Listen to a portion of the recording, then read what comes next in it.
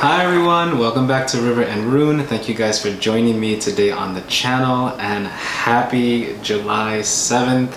Today is one of my favorite festivals in Japan, which is why I am wearing some Japanese clothes today. I am in no way Japanese, but I do enjoy the culture and I do enjoy the literature and the mythology from that land.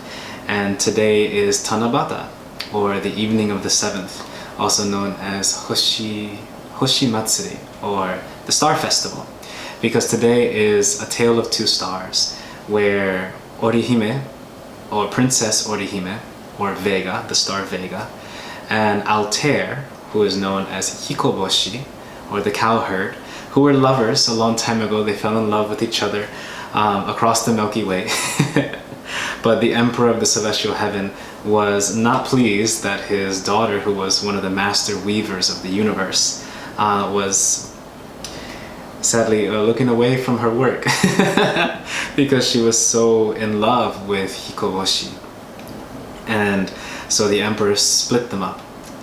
And sadly, Orihime, Princess Orihime, just cried, and she didn't know what to do because of her separation from her lover. And so eventually the Emperor of the Celestial Heaven decided that it was in his best interest and in the best interest of heaven to allow them to meet once a year. And so today is that day when Princess Orihime and her lover Hikoboshi get to meet and become one and enjoy a day and night together. And so it's a beautiful day. It's one of my favorite festivals around the world, simply because I love the concept of the lovers, of the connection with the self, of the union between the various principles of our psyche, and also speaking about the beauty of human connection and connection in general. And so it's definitely a lover's kind of day. And for those astronomers and astrologers out there, if I'm not mistaken, I believe Venus and Mars are currently hanging out together in very fiery and passionate Leo. So it seems to me that there is a great theme about changes, transformation, welcoming home different parts of ourselves, perhaps even welcoming into our life a new lover or a new partnership, a new connection that may be extremely beneficial to us. It could also represent this connection that we have to ourselves and coming into deeper contact with who we are, our masculine and our feminine sides, and bringing those closer together as they cross the Milky Way of our souls. And so it's very beautiful. I hope for those of you who do resonate with the story, go out there and do some stargazing tonight and enjoy some kind of at-home festivities for Tanabata, as I will be doing. I dressed for it. I was like, might as well. So I hope that resonates with you guys. And also for the connection between Mars and Venus, we're going to be seeing a lot of these moments of revelation, of understanding about ourselves, about our relationship to ourselves, about self-love, about partnerships in general, about our connections to our family, especially with the new moon in Cancer coming up, I believe. So again, a lot of themes about our emotional health and well-being. So that was a lot. But with that said, I'm excited to see what the runes have in store for us for the week ahead.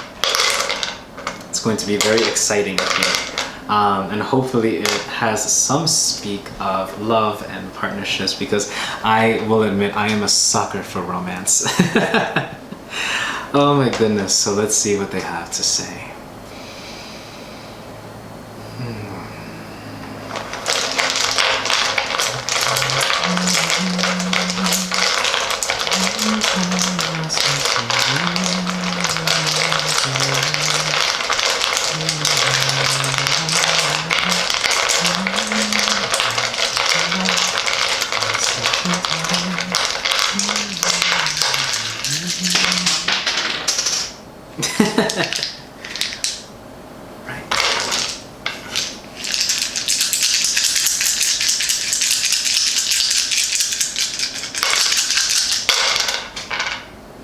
Ooh.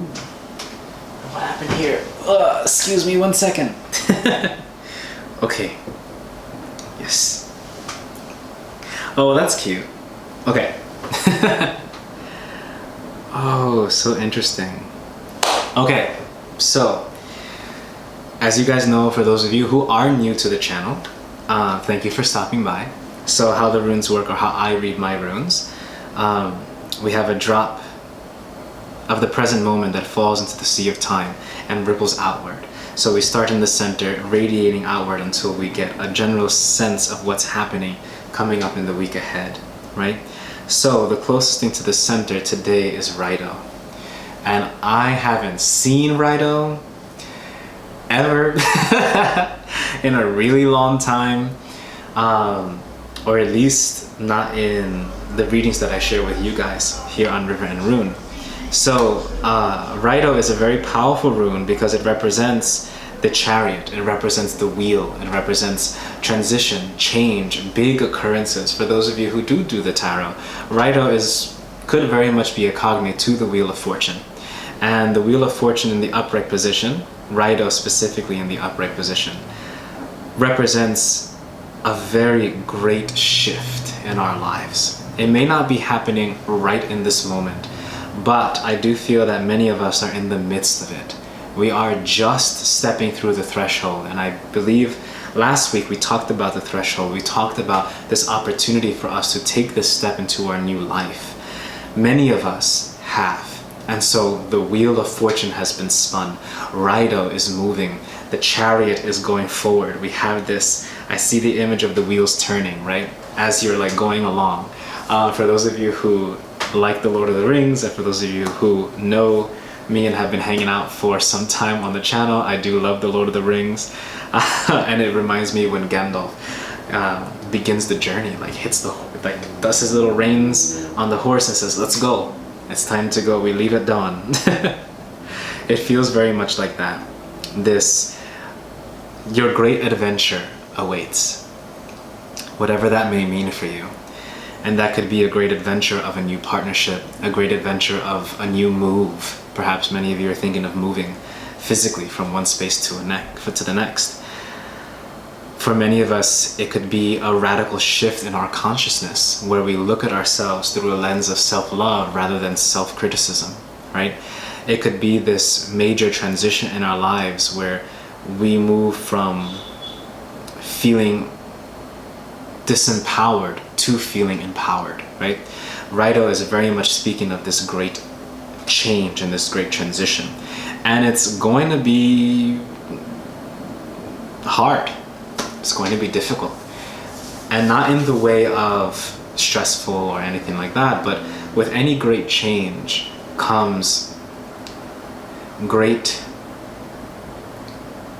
awareness, comes a deep sense of responsibility, of awareness of who we are, of where we're going. Every great change requires us to see ourselves in the mirror for who we really are. See our fears, our doubts, our insecurities, to take an opportunity to reflect on the inner consciousness and to see, and to see what prevents us from moving forward. And despite all of that, continuing forward, as it says in the Prophet by Khalid Gibran, naked and unbound. So we have here Thurisas, but it fell on its side. So Thurisas oftentimes for me represents catharsis, or a very cathartic moment. So this transformation, this transit from one stage of life to the next, this great adventure that's awaiting you, is going to be very cathartic. But there will be people who will try and convince you otherwise. There will be voices in your head that tell you it may not be the right thing to do to walk down this path. Or there may be an opportunity that's coming up where you decide that you want to take this new job opportunity, but a lot of people around you are saying, hey look, that may not be the best idea, I'm not too sure. No matter what, you have to follow the guidance of your heart. And it will lead this Thurisas into becoming an extremely cathartic moment instead of becoming a stagnation of the masculine principle. Because right now it's time to take action and to see where that action takes us. But I do see for many of us as the week goes on, we may get a little stuck. Berkano is in the Merkstav position. Merkstav being the energy is very overwhelming. So I think with this great change, there is an opportunity to feel a little bit overwhelmed socially or overwhelmed spiritually by the changes that are happening. And that is okay. It is completely natural to feel overwhelmed by great changes in yourself, in who you are and who you're becoming. It's okay. It's okay to feel upset. It's okay to feel angry. It's okay to feel unsettled. Because it's time that we allow ourselves, as we take this action, for what we feel in our heart. As we take this action to connect the stars of our soul, to cross the bridge of the celestial heaven to meet our lover, right? To go beyond what we think we could do, and to finally step into a life that we know is waiting for us. That's not always easy, and that can become very distressing. It can be very scary in a lot of ways. But I see here Kenas, but it fell upright. It fell as if it was holding its hands upward. It fell in a V.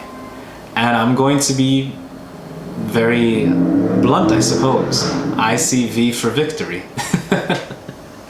I see this great victory. I see this triumph. I see us taking the opportunity, especially over the weekend. So there's a lot of changes coming. I feel like these shifts are happening very quickly. And I wouldn't be surprised if a lot of this anxiety and this social feeling from the Berkano and Merkstav position will be felt in the couple of days coming ahead. But by the weekend, Saturday, Sunday, and this energy that we're feeling is going to feel more victorious. We're going to feel a little bit more validated in what we decided to change in our life. And then as the week continues on, we're heading back into Ingwas, into this grounded nature, into bringing this stuff home. Coming back to who we are, grounding ourselves in our center. Because being authentic to ourselves right now is the utmost priority. This authenticity doesn't mean that we have to go around yelling and screaming and sharing our emotions in ways that are detrimental to ourselves and the people around us. But it is about being authentic, standing firm in who we are, sharing our pain, our grief, expressing our boundaries, moving into a new phase of life and saying, I choose differently for myself. And that is okay. And grounding this as the week closes towards next Wednesday. Then we have some outbound energies that I'm feeling, energies that are waiting for us.